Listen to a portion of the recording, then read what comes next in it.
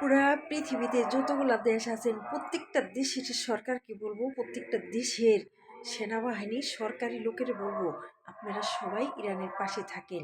সব দেশ, সব উত্তর কোরিয়া, দক্ষিণ কোরিয়া, ইন্দোনেশিয়া, তারপরে আরব আমিরাত, দুবাই, পাকিস্তান, তারপরে কাতার, মিশর, জর্ডান, তারপরে তুরস্ক তুরস্ক আহ, সবাই আপনারা পাশে থাকবেন দয়া করে।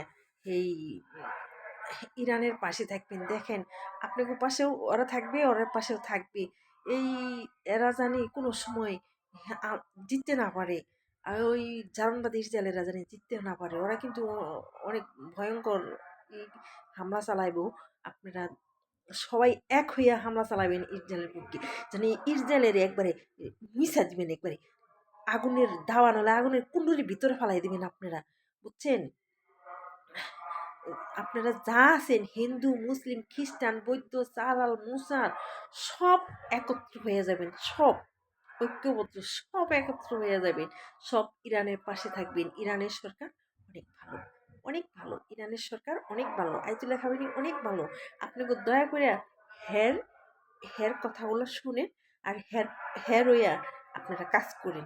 আর প্রত্যেকটা দেশের সরকারকে বলবো, সেনাবাহিনীকে বলবো, আপনারা ইরানের হইয়া কাজ করেন।